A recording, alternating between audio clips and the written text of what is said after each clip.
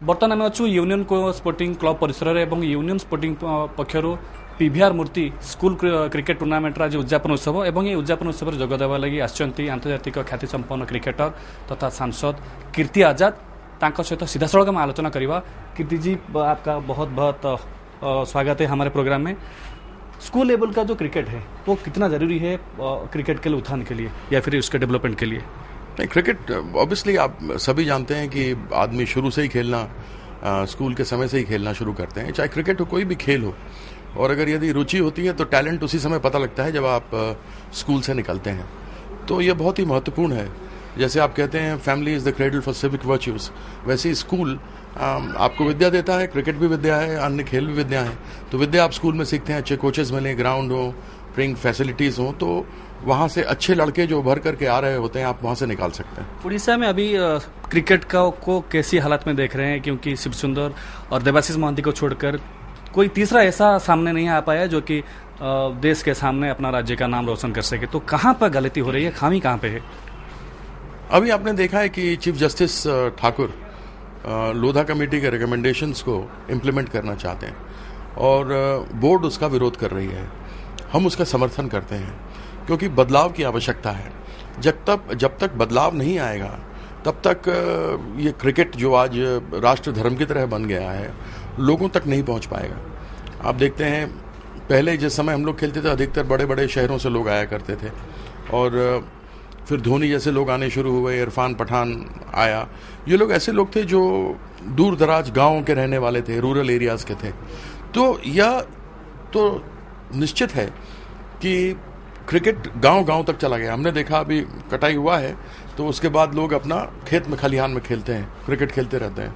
नहीं होता है तो वो अलग अलग तरीके से बैट बना लेते हैं, लकड़ी को काट के उसको बैट टाइप बना लिया, साइकिल का टायर को और ट्यूब को काटा और उसको काट करके उसका हैंडल पे जो नहीं होता है वो लगा लेते हैं। तो इस तरीके का, और इसको नीचे तक ले जाने के लिए ज़रूरी है कि तुरंत बदलाव होना चाहिए ऑफिशियल्स में। जो ऑफिशियल 10 साल 20 साल 25 साल से वो स्टेल हो जाते हैं। उनको ठीक है ये टूर्नामेंट कर लेंगे, जूनियर क्रिकेट कर लेंगे, सीनियर कर लेंगे। तो लोधा कमेटी की इम्प्लीमेंटेशन हो जाती है इन टोटो जो रिकमेंडेशंस हैं, तो मैं समझता हूं कि काफ़ी सुधार होगा और उड़ीसा क्रिकेट से भी अच्छे लोग बाहर निकलेंगे। लोधा कमेटी अगर रिकमेंडेशन को मान दिया जाता है तो बहुत से ऐसे लोग हैं जो कि क्रिकेट से अपना हाथ धो सकते हैं हमेशा के लिए। तो उस बारे में क्या कह सकते? देखिए, दुर्भाग्य की बात यह है कि यदि कोई पॉलिटिशियन खिलाड़ी हो और वह किसी एसोसिएशन में है तो मुझे कोई आपत्ति नहीं है, लेकिन ऐसे ऐसे लोग हैं जिनका कोई मतलब नहीं है। अब लोधा कमेटी के रिकमेंडेशन में है कि पॉलिटिशियंस नहीं होने चाहिए, ब्यूरोक्रेट्स नहीं होने चाहिए। अरे मैं खुद पॉलिटिशियन हूँ, खिलाड़ी हूँ, वर्ल्ड कप 83 का जीता हूँ। मेरे पास समय नहीं रहता है कि हम जाके क्रिकेट के मैदान में कुछ कर सकें।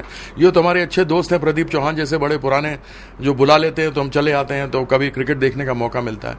लेकिन जब आप सांसद हैं, इतना बड़ा एरिया है, आपको रोज वहां पर काम करना पड़ता है। और आप जब खुद एक क्रिकेटर होकर के मैं समय नहीं दे पा रहा हूं, एक पॉलिटिशियन वो कैसे करता होगा? अगर वो मंत्री है और वो आज किसी एसोसिएशन का अध्यक्ष बन जाए तो मंत्रालय देखेगा या बीसीसीआई देखेगा?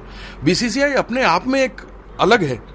उसके लिए आप समझिए कि वह पूरे देश में लोगों के एक तरीके से धर्म वाली बात है, उसको कैसे देखेगा?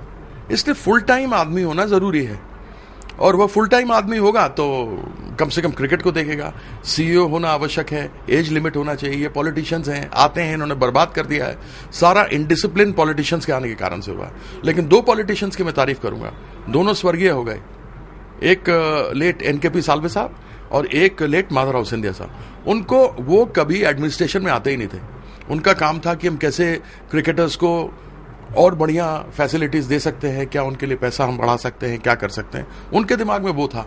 अभी के पॉलिटिशियन है वो ये सोचते हैं कि इसमें से हम कितना कमीशन खा सकते हैं, टेलीविजन राइट्स में कितना खा सकते हैं, स्टेडियम राइट्स में कितना खा सकते हैं। तो ये सब चीजें उनको चलती है और हजारों करोड़ रुपए इनके पास आता है जिसका कोई हिसाब नहीं है।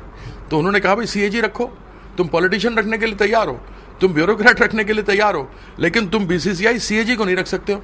क्यों? कितने जी करप्शन कितना मायने रखता है? क्योंकि क्रिकेट में करप्शन को हटाने के लिए आप बहुत दिनों से लग रहे हैं, तो कहां तक करप्शन की जड़ें जा चुकी हैं क्रिकेट के अंदर? ये टोटल ये जितने लोग हैं इन सबों की फॉरेंसिक ऑडिट होनी चाहिए और इनके अकाउंट्स चेक करने चाहिए।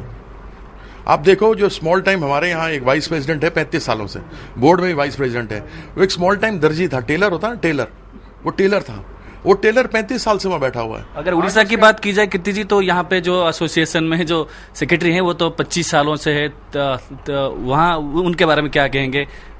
नहीं, उनके उम्र और टेन्योर के मैं लिहाज करता हूँ, मैं इज्जत करता हूँ, सम्मान करता हूँ, लेकिन छोड़ देना चाहिए ना। ऐसा कौन सा गोंद लगा हुआ है जो आप उस कुर्सी से चिपके हुए हैं? ऐसा क्या फायदा आपको हो रहा है जिसको लेकर के आप चिपके हुए हैं? उड़ीसा के क्रिकेट के और डेवलपमेंट के लिए और क्या क्या करना जरूरी है, आपका सुझाव क्या रहेगा? मेरा तो ये रहेगा, डिस्ट्रिक्ट लेवल पे अच्छी क्रिकेट होनी चाहिए और वहाँ से कम TRDOs होने चाहिए, टैलेंट रिसर्च डेवलपमेंट ऑफिसर्स, जो जाएं और वह भी डिस्ट्रिक्ट के ना हों, दूसरे डिस्ट्रिक्ट के हों जो फर्स्ट क्लास क्रिकेट खेले में हो। अगर और कहीं से नहीं मिलता है तो आप भुवनेश्वर से भेजिए, कटक से भेजिए, जहां पर सेंटर है, और वो डिस्ट्रिक्ट्स में जाएं और वहां से टैलेंट को अनर्थ करें।